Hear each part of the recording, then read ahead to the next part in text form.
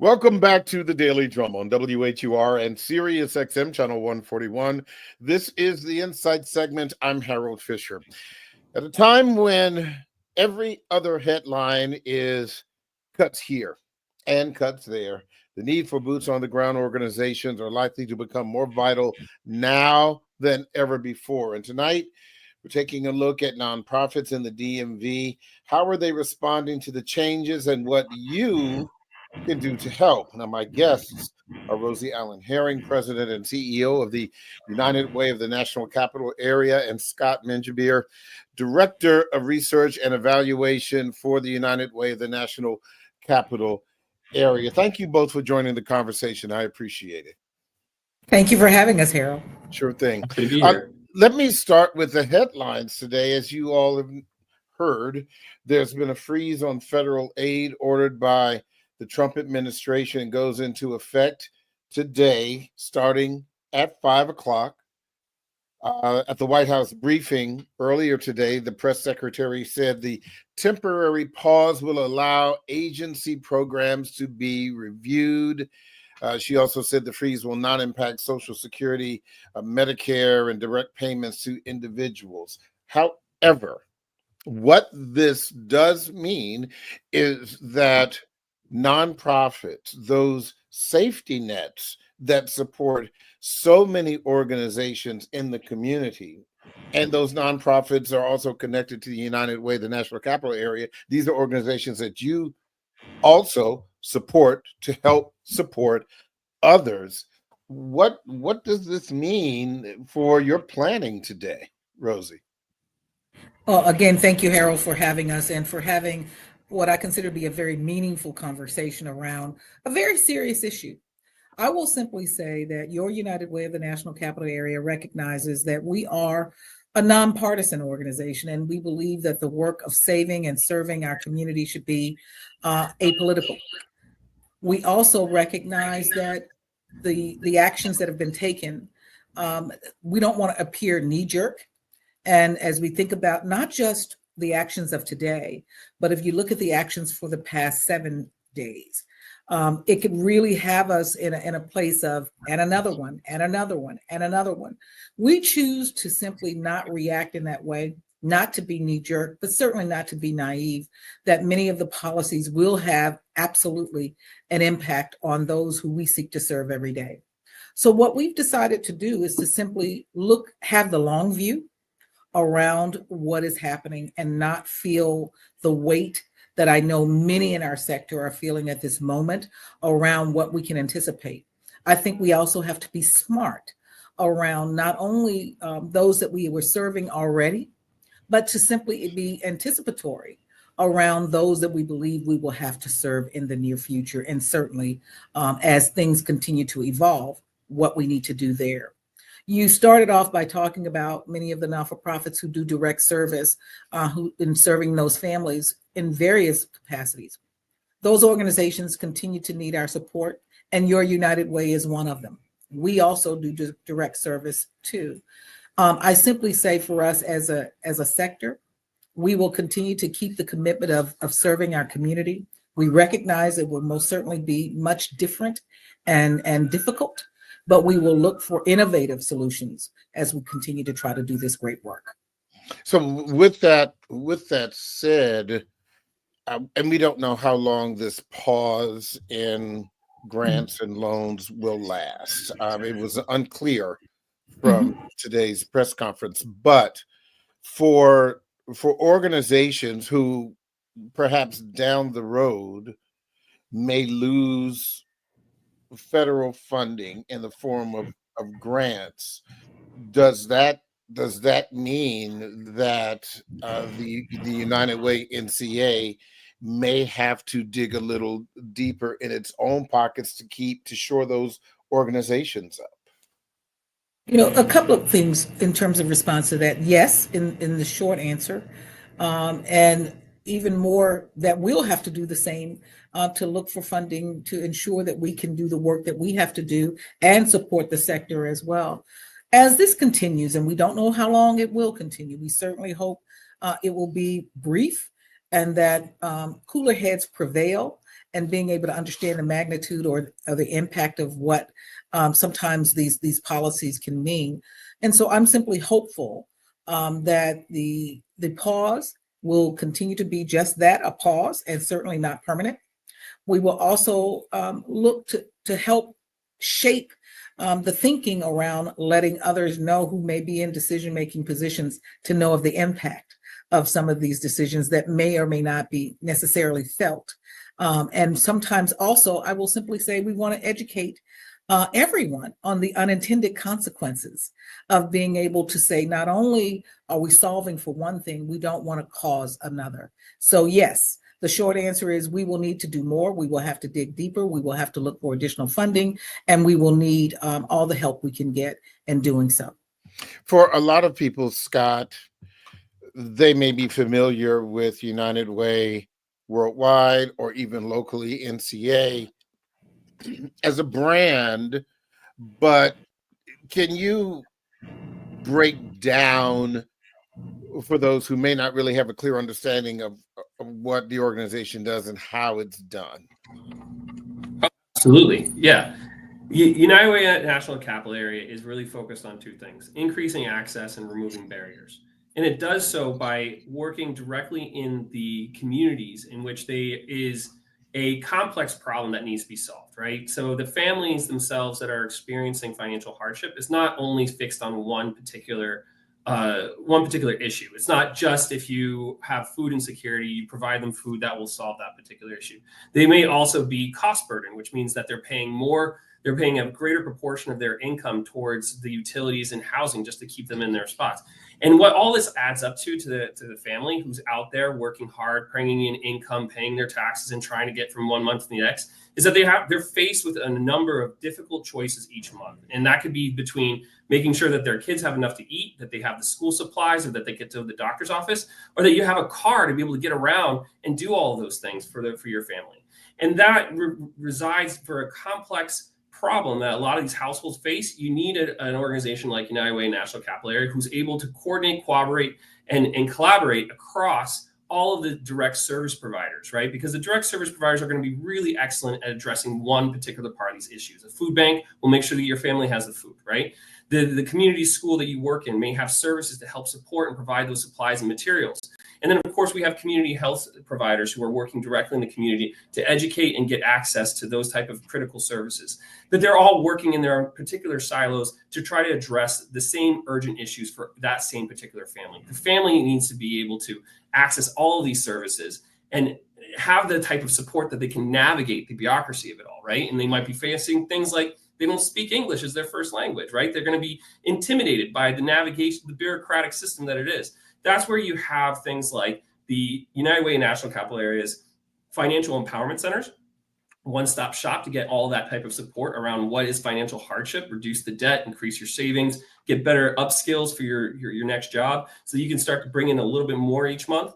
Or you could be partnering with one of our community schools, which has that wraparound services, and where you have a community school coordinator, someone who's connected to the families, who is in a trusted position to be a communicator and let them know that there are people who are working every day to make sure that you can get access to those services. We work with a number of faith-based providers who are all there to help make sure that they can get those particular resources, even if it's just a matter of understanding what type of chronic diseases are out there, where they could find the type of support they might need, and if they have any additional pieces around housing or food insecurity, that they're able to connect to the right resources. Because that's what we're really all about, is keeping it local and keeping it really focused on the trust that we have in those institutions.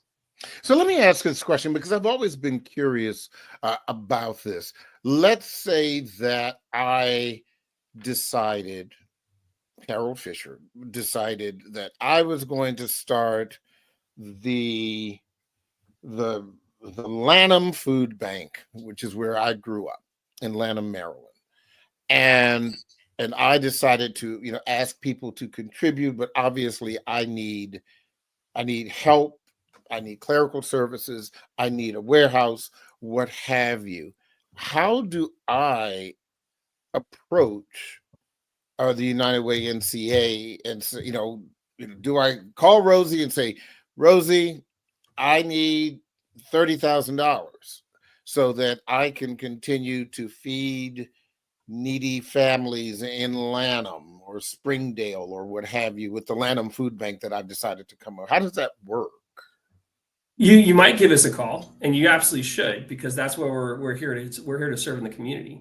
But our answers will probably connect to some larger, deeper topics about what you're actually trying to accomplish. Because the thing is that we don't operate in a vacuum here. We're connected to a network of 360 nonprofit partners across the area, and each of them are grouped around either the issue or the geography in which they're serving. So if you're saying Lanham, for example, you're going to already be a part of a larger coalition of nonprofit organizations that are operating in that area that are going to be connected to public, so that your local governments and your other particular philanthropists who are interested in these areas, they're going to be trying to organize around it, except that there's just a lot of movement, a lot of noise that might be happening. And you need someone like United Way of the National Capital Area to help get organized. So we're not going to be able to cut you a check for $30,000, but we are going to be able to connect you to those resources as we do ourselves, because we raise those funds to be able to drive towards those particular issues and solutions.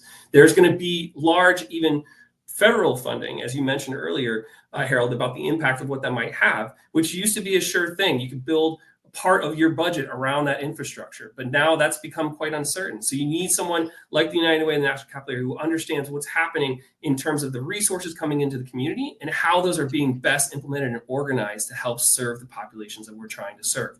And that is one of those things where a small food bank would have that much more impact if they're connected to our local community school, or if they are able to get their information out in front of the clients who are coming to our financial empowerment center. We bring the network together and close by so that we understand that a place-based, multi-generational approach is how you're going to tackle some of these larger, more complex problems that our families are facing. You know, Rosie, you've been on this program for years and years and years. And even as I think back on the cyclical nature of the economy, going all the way back to the mortgage crisis and how that and the recession really devastated families. How would you characterize where we are now in relation to what you are doing in this moment compared to the worst of where we were? Wow. Well, I will say, Harold, these are unprecedented times. And I don't think that we have seen in recent history, with all of those, times and places in our country that we've seen before that you talked to. Yes, we all lived through many of the downturns that happened in the market. From my previous career before United Way, with 20 years at Fannie Mae, I lived through that foreclosure crisis, and I can tell you it disproportionately impacted many of our communities that feel sometimes forgotten. I will say in this particular instance, and it's just my longstanding, having been in this region for a long time and having had the opportunity to really look globally, nationally, and locally, that I think we're in for some great uncertainty that I believe will have detrimental impacts that are not necessarily insurmountable, but I think it would be naive of us to believe at this point, based on what we've seen, to expect that it to stop, to expect a change in philosophy or certainly a change in position. I think that we have to brace ourselves. And again, not because I believe the intent is simply to harm individuals. I believe that there is an intent to try to root out what may be perceived as inefficiencies. But in doing so, you do have the unintended consequence of many families being hurt, and many organizations that do great work, who are credible, who are not political, who are not taking any sides. They're only on the sides of those in our community who need us the most. And that, to me, would be a great travesty. And so I'm hoping, quite honestly, and I know hope is not a strategy, but I am hopeful that when this pause is over and that it is done soon, that we understand the magnitude of what is needed and why this sector is a viable, relatable partner that is necessary and needed to be at the table, that brings not just the brawn of being able to roll up our sleeves and work, but phenomenal thought leadership around these policies issues as well. I need to take a quick break, but don't forget, you hold on. You can forget, you don't forget, I should say, that you can hear this in every edition of the Daily Drum Inside segment via podcast on WHUR.com. The original Quiet Storm with Raheem Devon is next on WHUR. I'm Harold Fisher. This conversation continues on Sirius XM channel 141 and 96.3 HD2 in just a few seconds. Welcome back to the Daily Drum on Sirius XM channel 141. I'm Harold Fisher. We continue our conversation about nonprofits and supporting a community in need. My guests are Rosie Allen Herring, President and CEO of the United Way of the National Capital Area, and Scott Minjabir, Director of Research and Evaluation for the United Way of the National Capital Area. I wanted to continue along the same lines of questioning that I had before the break, Rosie, where, again, when you look at just the work that has been done, certainly year to year, fiscal year to fiscal year, when you look at your books, I'm sure that some years were leaner than others. Some years were thicker than others. And I guess I was just wondering, and maybe this may be something, a question for Scott, either one, where did 2024, how did 2024 compare to other times? Were you doing more in 2024 than you did in 2023? Was there a year that, when you think back during your tenure there, that you're just like, gosh, I'm glad we're not there again? Well, I'll take a first stab at it, and certainly I'd love to hear Scott's thoughts as well. And when you think about our work in trending, if you will, I will say nothing probably compares to where we found ourselves as a country in 2020 and 2021, which were really more of the height of COVID, where we didn't quite know what it was. We didn't quite have a handle on how to handle it. And the amount of loss was so tremendous. It was really something that this country, and generally the world globally, had not seen in a lifetime, if you will. So if it's anywhere that I don't want to go back to, I will tell you that's it. Now, you asked about 2024. I would say we had an average 2024. It wasn't great. It wasn't the lowest. But I think that what we have to also deal with is the philosophy and the psyche of a donor. And for us, we have to also recognize that people generally want to be helpful. But when there's great ambiguity and uncertainty in the world, there is a tendency to simply hold on because they don't think that they can help, or they're waiting on the other shoe to drop. And they think that, if I'm not a billionaire, I can't be a benefactor. And because I'm an average everyday individual who goes to work and simply cares for community, but doesn't think that I can do much, I would simply say we have so much more work to do in making certain that others know how necessary and needed they are, but also how do we debunk some of the myths that are out there around the not-for-profit area, but also what this sector means to society. We are a huge set of employers in this region. We are huge in terms of solutions to this region. We run businesses, sometimes extremely complex business models every single day, and try to be on the ground serving those who simply need to look us in the eye and know that they can look to us for help. So I would simply say, over my tenure, I don't think I ever want to see the height of COVID again because of just the tremendous loss. But I will tell you what's been trending is a great level of uncertainty, and because of that, trepidation around contributions. So we need our community to believe that everything is possible, because we're still needed now more than ever. We need them to believe that your United Way will continue to earn your trust for every dollar shared. And we also want you to believe that the community writ large will not be forgotten when we find ourselves in need. And so it's just a matter of how do we come together and how we look for collective solution, but also how do we simply care for one another. Scott, your thoughts about that? Yeah, I would only build on what Rosie was saying, and saying that, after 4 years of general decline, one of the things that is really kind of rebounding in 2024 is a trust in nonprofit organizations. And I think that that actually is characteristic of what we've been seeing. It's over 57% per a report that was released in December. And that's way above the next piece, which is philanthropy. And there's actually more trust in your local nonprofits than there are in corporations, government, and media for, some pretty obvious reasons. But the thing is that people are looking around them and trying to make sense of this very uncertain times.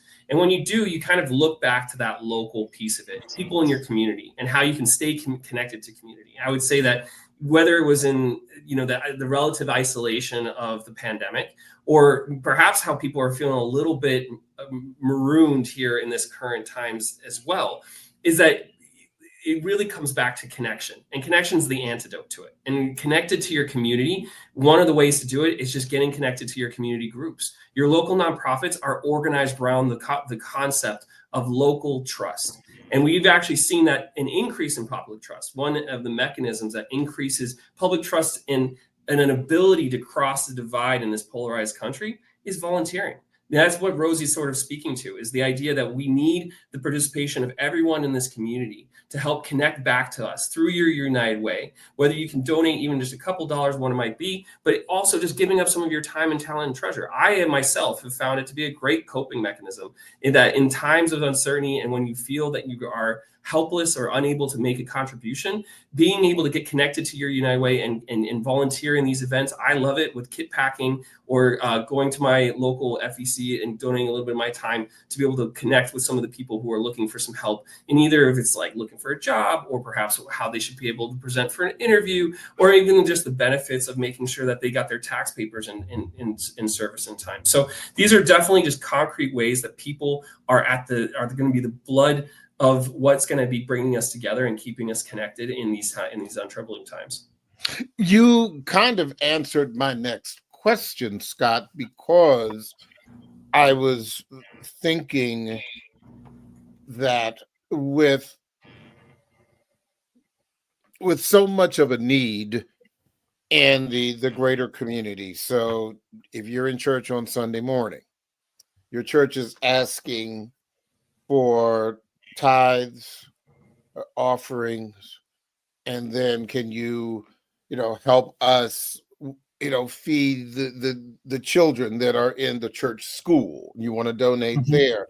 But then when you are watching television and you have other organizations that are also asking for money, and I'm not talking about trying to scam you. We're talking about legitimate organizations that have a very specific focus, and people of goodwill are saying, oh gosh, I just gave to church and now I want to do this. But to the point that you were making, Scott, certainly we know that the economic foundation for a lot of organizations is very important, but it didn't initially occur to me that giving of someone's time may be as valuable as writing a check. An hour of your time right now, Harold, is $34. That's what it is. It's $34 in volunteer time.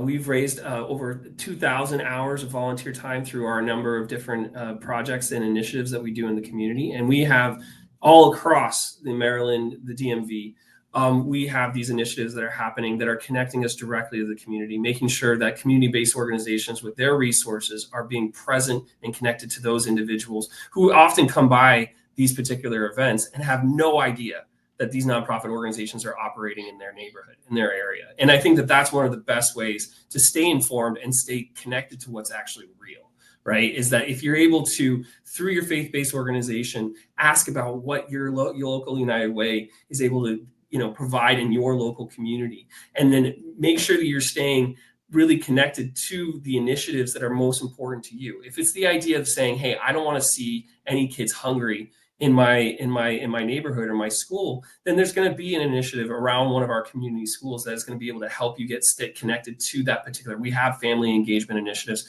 We do offer ways for the local food pantries and local food providers to get into the school and provide those services. This is all really part of, as Rosie kind of alluded to, an ecosystem of nonprofit organizations that are moving and shaking and delivering services every single day with that relentlessly. And that's the commitment that the people in the community have in making sure that we're all lifting each other up and supporting each other. Now I pass it to Rosie, of course.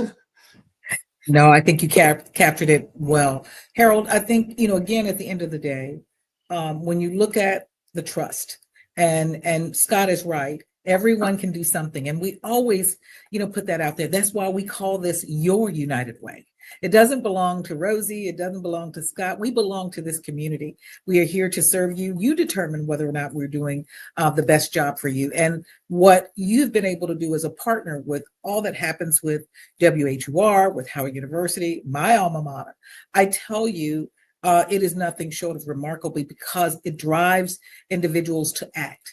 And yes, when you don't focus on yourself and you see that you can do something for someone else, no matter how small it is, it appears so large to someone else. That does make us feel better about ourselves, but it also simply recognizes, again, I believe this wholeheartedly, everyone can do something.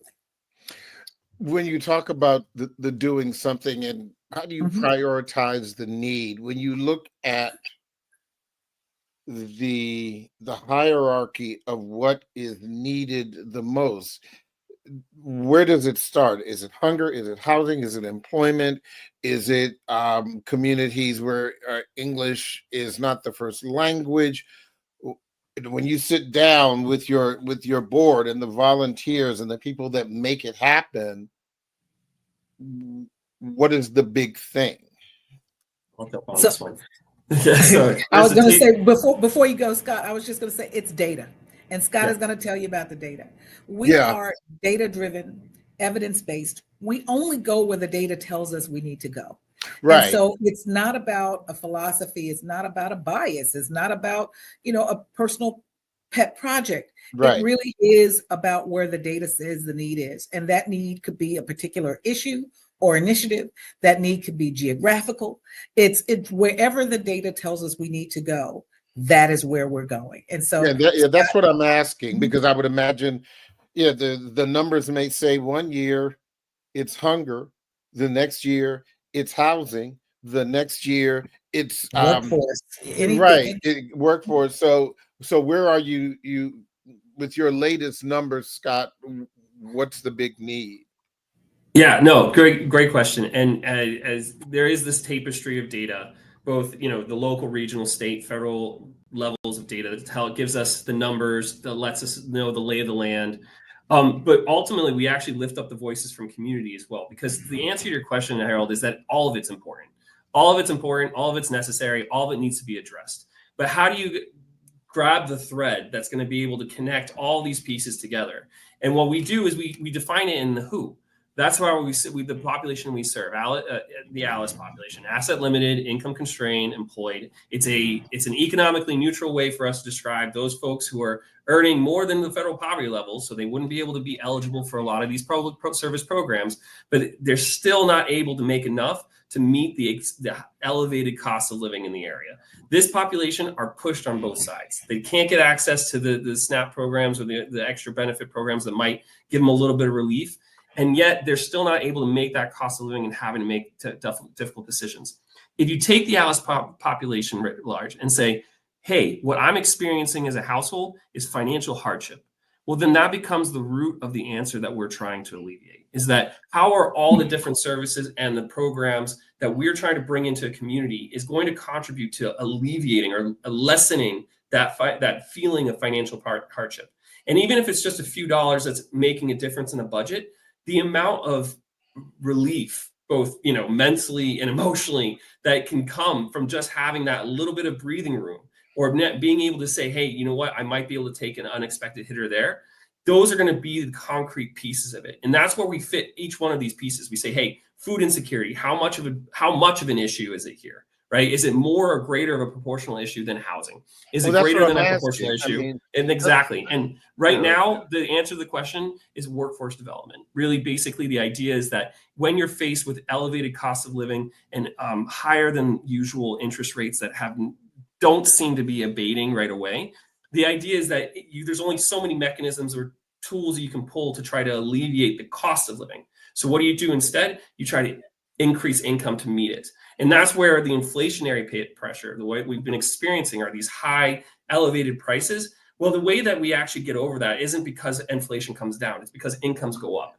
And that's where we're making the focus and the investment alongside all of our community partners, is saying, what can we do about your scenario, your situation, that's going to be able to bring in a little bit more income? Does it require upskilling? Does it require getting an additional income? I just saw today that I think it's like 15% of people have a secondary or a side gig or a hustle, right, in the country. And those type of things mean that you don't have time to take care of your household, or you don't have time to spend with your kids. If you're too busy working to try to bring in the income, you're having to make sacrifices elsewhere. So when you come to our financial empowerment centers and you're getting connected to our workforce development, you're working on not just stabilizing your family, but working towards community asset building, which is going to lift you up to that next level. And that's small business owners, home ownership, to get prepared for when those interest rates come down. And of course, workforce development, which is going to be able to promote greater ability for you to bring in some additional income without having to make those sacrifices on the other end.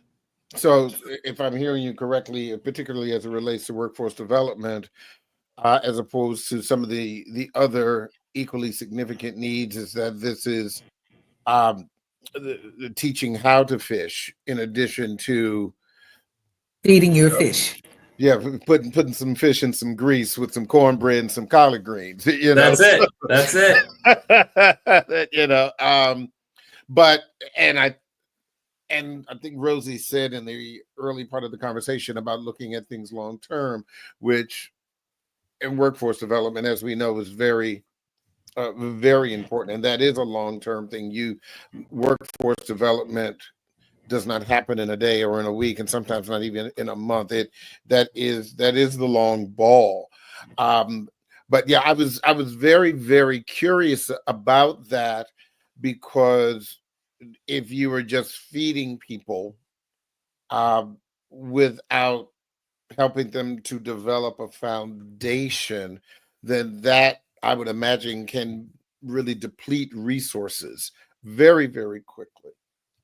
It absolutely would. And again, this is not about trying to fit a square peg in a round hole, meaning that, whatever prescribed services we may offer, that will be the end all be all. But it also means that we can't be all things to everyone. And so we recognize that we need this sector as a community. What we can cover in the areas of health, education, and economic mobility, someone else may be able to cover it from the arts. Someone else may be able to cover it from the animal welfare and what that means. Collectively, we've covered the community, but not any one entity or any one organization has all of the answers. But we recognize all of those competing priorities are there. We don't negate any of them. We simply recognize that there is something that everyone can do to bring to the table around it. But Scott is absolutely correct. What we have to do as a region, as a sector, and simply as a community, we have to have the long view, because if we continue to simply react to whatever comes, as opposed to anticipating what could come, be a part of trying to bring a solution to the table, I think we can all rest a little bit better and easier around knowing that a solution is indeed in the works.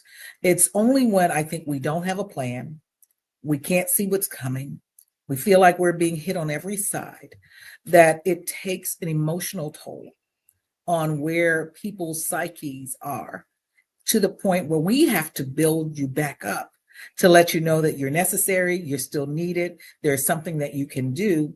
And to Scott's point about 1 hour, just giving of 1 hour, taking 1 hour out of your day, week, month, or what have you, to do something for someone else who really doesn't have the opportunity, the option, or control over their situation. They simply, it is what it is. You will walk away, I know, Not only feeling better about perhaps what you have been able to do, the fact that you could do it. If you don't have physical limitations, you're not the one on the other end of receiving those services. You may not have a lot, but you may have something. And again, it's just a matter of how do we bring those assets to bear for us as a region. We are, I think, one of the greatest places in this country to still live is in the Washington area. We are, I would say, a Chamber of Commerce's dream, if you will. Low unemployment for now. High wages, but not for all. Sometimes we are seen as the healthiest cities, but when you look across the spectrum, for those who didn't get all of those opportunities or can't take advantage of those opportunities, where we have some of the highest chronic disease rates in the country, for those who may not have or maybe at a third grade reading level who can't take advantage of those higher earning wage jobs, their families can't realize what we know is capable here. And so we have to simply try to bridge that divide by bringing those who do care to those who need that care. And we believe that that's a role that we play that's critical to simply making certain that we're here for everyone. Well, one of the things, and this also happening today, there nonprofits are, they're filing a suit against the administration as it relates to Medicaid, because there's no understanding of how long, again, this pause of federal grants and funding to organizations is going to last. Medicaid is a it's a safety net service. It's a safety net. Thank you. It's a safety net, which means that those people who are low income, and you just spoke about health, for example, this is the kind of uncertainty that we've been having this conversation about. And again, that's happening today. It's happening right now on January 28th. We don't know what's going to happen on the 29th or et cetera, et cetera. But from your perspective, how do you plan? Do you have to, are you now the squirrel who has to gather up all of the nuts and put them in the tree, before you, as you kind of wait to see what happens next, Rosie? I will simply say that we don't have the luxury of hoarding anything, because every dollar that is needed is needed. And there's clearly more need than even the resources that we do have. So we wish we could have the luxury of sort of kind of saving for another day, but we have to get through today. But I think you're on to something when you talk about, what's happening. What I understand, and I know that there are parts who are going to challenge all of these because we're going to need a different remedy for these, I think, man-caused challenges that we have. But, I'm going to take the administration at their word. If they said that Medicare and Medicaid services that we all recognize are for the most vulnerable among us should not be touched, I'm going to hold them accountable and making certain that they keep their word. If there are other legal remedies to try to expedite this pause, we certainly have to support it, because I don't think anyone is going to revel in this going on for any longer than we believe is necessary, to allow whatever observations or checking that needs to happen in order to determine the viability, efficacy, and or legitimacy of any particular issue. I believe at the end of the day, for families who are the most vulnerable among us, who don't understand sometimes even who the president is, when they need help, Harold, for all of your listeners to understand, when someone needs help, they are not in any particular bucket. They are simply looking to someone to be able to offer what they can, and they're really not going to take it down racial or political lines. They simply need that hand.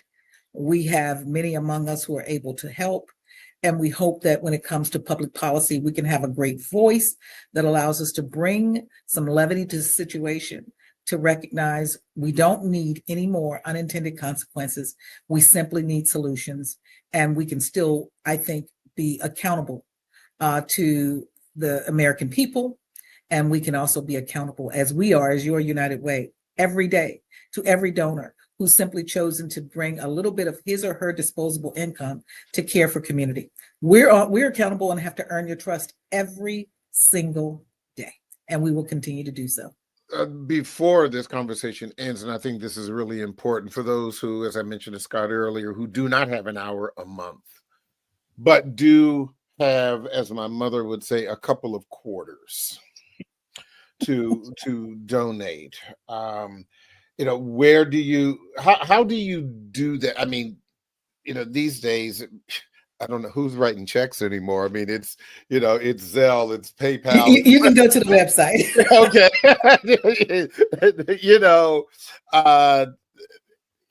And I'm assuming, but is this tax deductible? How does that? Okay, because I mean that's a thing. Yes, it is a thing for people. Yeah, it's fully tax deductible. And, we, even with the changes of tax policy that we're anticipating, we're seeing that there might be even an opportunity for people to give a little bit more and get a little bit back, right? Because the standard deduction might change as a result of it. And there might be an opportunity for you to be able to say, hey, look, I'm giving a little bit back more to my community, and that's going to reflect back in my taxes for 26. That is one way to concretely do it. The thing is that it's going to be the power of your dollar that's going to be even more impactful right now, because I think that's what Rosie was sort of speaking to. And even in the height of the pandemic, when the entire world came to a screech and it was so quiet you could even hear the earth hum, that we're in a similar position now where I think a lot of folks in this country are about to get a wake-up call about how much the government really does and funds, and how all of those impacts go all the way down to how it impacts your day-to-day. And for those of the most vulnerable, they're already aware of it. They understand that the government is there as a foundation, but it's that iceberg syndrome, right? Where you only see a little bit of above the water, but so much is happening underneath. Well, I think that we're all going to get a great lesson in civics happening over the next few weeks about just how impactful the U.S. government is in our day-to-day life. And as we learn about this lesson, and sometimes this can feel a little bit painful to learn the lesson, but understanding that your time and your treasure is going to go that much further for those that are feeling the need and the pinch right today. And that's why it's so incredibly it's such a privilege to be working at the United Way of this national capital area and be working in nonprofit industry today, because I know that the people who are here are committed, and they're giving their blood, sweat, and tears into making sure that these people are not forgotten and they're still held up. And that means that anything you can do to help support your local nonprofit organization is going to make that much more of a difference. Well, I will make sure that the website UnitedWayNCA.org is on our website along with this conversation. And I think this is a good place to wrap things up. I want to thank, both of you as always. Scott Minjabir and of course, Rosie Allen Herring. Good luck, buckle up, and we will certainly be in touch. Thank you so much. Thank you, Harold, and thank you to all of your listeners for being on this journey with us. That is the Daily Drum for this Tuesday, January 28th, 2025. I'm Harold Fisher.